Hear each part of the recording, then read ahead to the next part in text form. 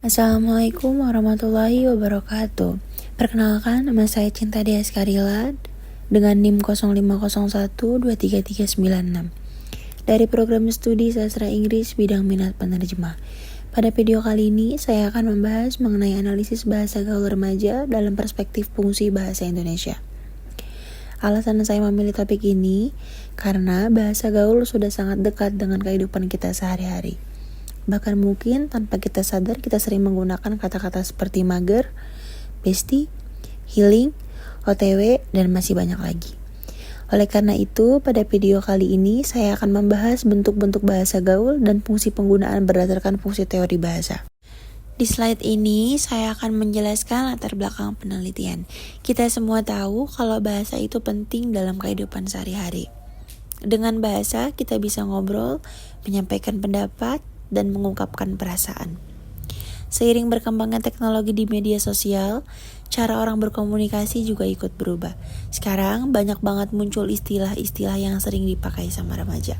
Misalnya kayak mager, bestie, healing, vibes, dan OTW. Karena itu, saya tertarik untuk meneliti bentuk dan fungsi bahasa gaul yang digunakan remaja saat ini. Selanjutnya adalah tujuan penelitian. Tujuan yang pertama yaitu mengetahui bentuk-bentuk bahasa gaul yang digunakan oleh remaja dan mahasiswa dalam komunikasi sehari-hari. Tujuan yang kedua yaitu untuk menganalisis fungsi bahasa gaul berdasarkan teori fungsi bahasa dari Halliday. Kemudian tujuan yang ketiga yaitu untuk mengetahui pengaruh penggunaan bahasa gaul terhadap remaja, cara berkomunikasi di era digital seperti sekarang. Jadi penelitian ini bukan cuma melihat kata-katanya aja, tapi juga melihat kenapa kata-kata itu digunakan dan apa fungsi bahasa dalam komunikasi. Selanjutnya masuk ke metode penelitian. Penelitian ini menggunakan metode deskriptif kualitatif.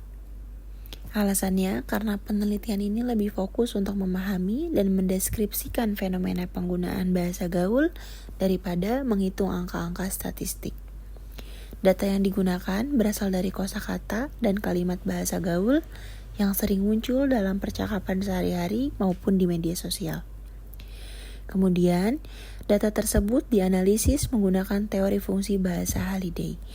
Proses penelitiannya dimulai dari pengumpulan data, kemudian data dipilih dan dikelompokkan berdasarkan fungsi bahasa, lalu dilakukan analisis sehingga akhirnya diperoleh kesimpulan. Sekarang masuk ke hasil penelitian. Berdasarkan data yang saya kumpulkan, ditemukan 4 bentuk bahasa gaul yang paling sering digunakan.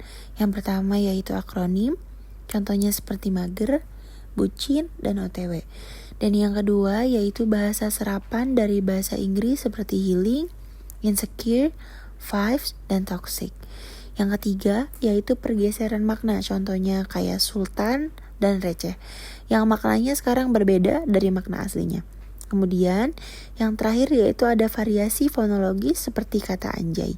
Kalau dilihat dari data ini ya, bahasa gaul ternyata cukup beragam dan terus berkembang mengikuti tren yang ada di masyarakat. Selanjutnya kita lihat grafik distribusi jenis bahasa gaul.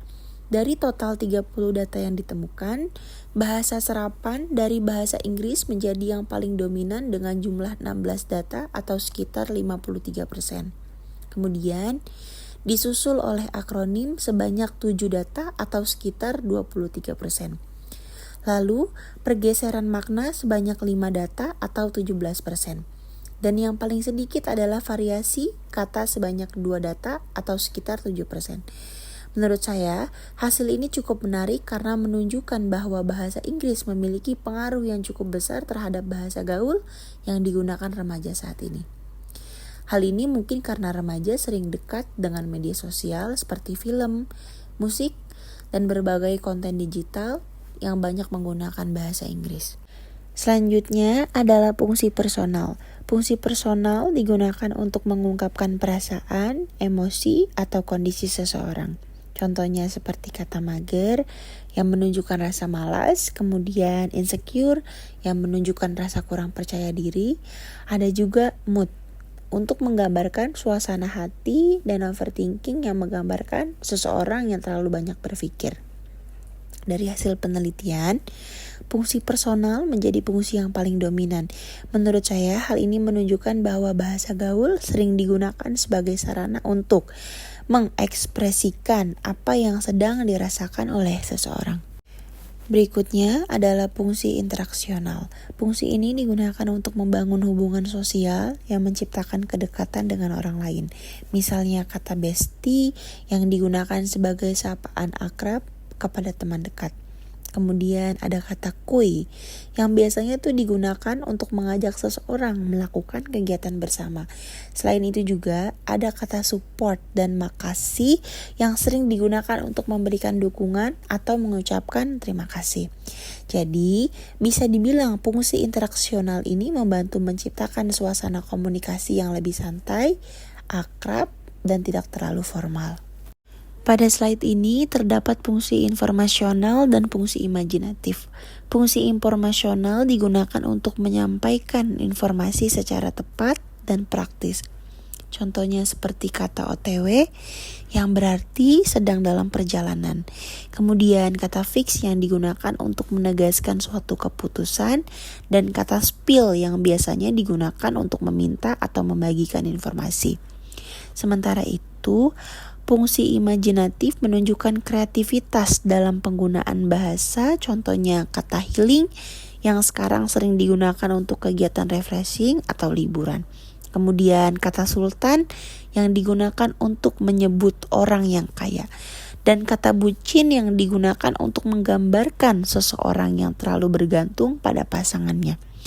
Hal ini menunjukkan bahwa bahasa gaul terus berkembang dan mengalami perubahan makna sesuai kreativitas para penggunanya. Sebagai penutup, dari penelitian ini dapat disimpulkan bahwa bahasa gaul remaja memiliki 4 fungsi, yaitu fungsi personal, interaksional, informasional, dan imajinatif. Fungsi yang paling dominan adalah fungsi personal dan interaksional karena banyak digunakan untuk mengungkapkan perasaan serta membangun hubungan sosial. Selain itu, hasil penelitian juga menunjukkan bahwa bahasa gaul saat ini banyak dipengaruhi oleh bahasa Inggris dan perkembangan media sosial. Jadi, dapat disimpulkan bahwa bahasa gaul bukan hanya sekedar tren atau gaya bicara, tetapi menjadi bagian dari perkembangan bahasa Indonesia di era digital. Mungkin itu saja yang dapat saya sampaikan. Terima kasih atas perhatian Bapak atau Ibu dosen dan teman-teman semuanya. Mohon maaf apabila terdapat kekurangan dalam presentasi saya. Wassalamualaikum warahmatullahi wabarakatuh.